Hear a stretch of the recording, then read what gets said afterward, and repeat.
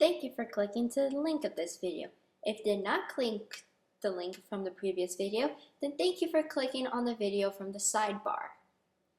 Alright, so this video is going to be talking about Transformers Danger Zone, from beginning to the very end. Alright, so basically, let's start with episode 1. Now, we know in episode 1, Camshaft landed on Earth and then met up with the Autobots, who was apparently spotted by Julia in the between stage from landing on Earth to meeting up with Bumblebee. So in between that situation, Julia spotted him. Spotted Camshaft. Yeah, I guess you guys got that. Anyways, so from there, Camshaft got to be introduced to the Autobots, got to meet the whole Autobot team on Earth. And then you kind of see that Camshaft and Drift kind of knew each other. It's like Drift remembered him. Camshaft like going, huh? And like, oh yeah, Deadlock. Yeah, I know Deadlock. So, yeah, do you have that? And you guys probably know this is going, okay, we know this, get the story, go on, get to the ending part. We like spoilers. No spoilers. I think I said that in the first video. There's no spoilers. You just basically get told, like, going, oh yeah, that's obvious. Yeah, I saw that coming. Or like going, oh, you're bringing that up. Wonder how you're going to do that type stuff. So since I basically talked about episode 1 and episode 2 in a nutshell, small nutshell, but nutshell, you guys also met Rodimus in episode 10. So yeah, there's actually a connection with Camshaft and Rodimus. Hoping to bring that in a future episode. Still working out the kinks because it's also part of Camshaft's origins. So yeah, I'm working on Camshaft's origins also, so you guys get to know how he became Unicron, what was he before he joined up with Unicron, or Unicron revived him and made him have a personality and a spark and everything. Like, what was he, who was he before everything? Because you know Mind Wipe was something, and you'll figure out basically who he was in the next episode, but in another episode you'll get to see more of who Mind Wipe is and Lugnut, because yeah, there's a difference between Mind Wipe and Lugnut. Everybody kind of got that, and one person like loved it. He thought it was so cool how Mind Wipe and Lugnut kind of clicked. But it was like more Mind Wipe feels towards Lugnut type deal. So yeah, that was fun. I was happy that somebody pointed that out. So, but yeah, in future episodes there's going to be more like background on Mind Wipe, background on Camshaft. There's actually going to be a background on a lot of people, including Drift.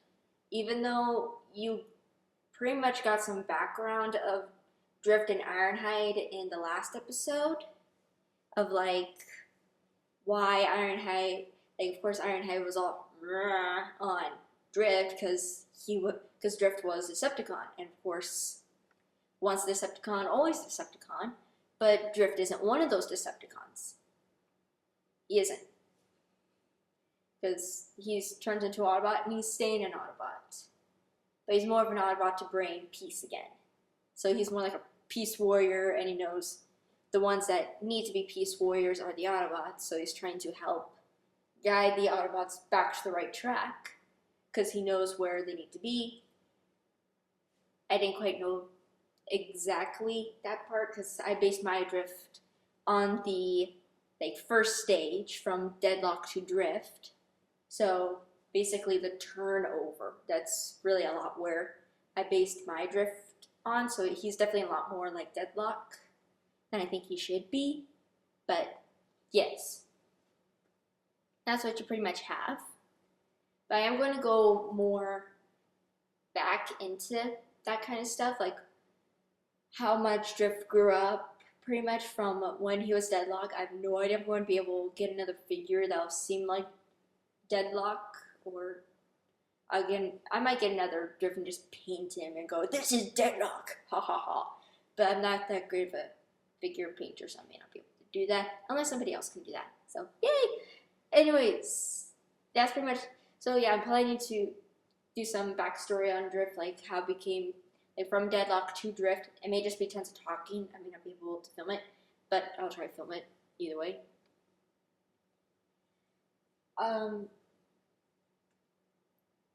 Another thing that I'm probably going to go over through Transformers Danger Zone is what Julia is. Not what and who. You basically know her character about now. You kind of know she's a little oddball who. There's actually a few people who actually like her, which I'm very happy. Because for me, I thought not a lot of people were going to like her. Because when I saw Transformers Prime, it's like going, oh, Julia's like Miko. Miko is like Julia. That's so cool. And then on DeviantArt, everybody's like trashing on Miko, saying how much they dislike her, how annoying she is. And it's like, made me go sad. It's like, oh, does that mean that not a lot of people like my Julia? I like Miko, but does that mean there's like people that will dislike me Julia? But I haven't found, but no one's ever said, ugh, Julia's stupid, Julia's annoying. No one said that yet. So I'm happy. Julia's okay. Julia doesn't have haters yet. Yay! So yeah. But yeah, very soon, not in this next episode, because the next episode is going to be more on Bumblebee and Blur's background. So like, you guys get to basically know how that's going to turn out in the next episode. And also there's going to be a little bit of Mindwipe's background a bit in there also, like I told you. So you're kind of going to get 3 character backgrounds in a way, but the 2 main ones of that episode are Bumblebee and Blur. Probably thinking I said Drift before, but it's really Blur. So yeah, Bumblebee and Blur, that's what the next episode's mainly about. So yeah, that's my little spoiler for episode 11. Woo! There's not going to be a lot of backstory on Skyburst and Sideswipe. You're going to be able to get to know them by character, and you get to kind of understand who they were just a tiny bit, but there's not this big complex background story like the rest of Team Autobot has. Well, Team Earth. Let's do that, Team Earth. Because pretty much the Autobots are Earth, so Team Earth. Actually, that's not going to stick very well, is it? But basically that whole group, except Skyburst and Sideswipe, they have a lot of background detail that wraps into this whole Transformers Danger Zone. So it's all tied in.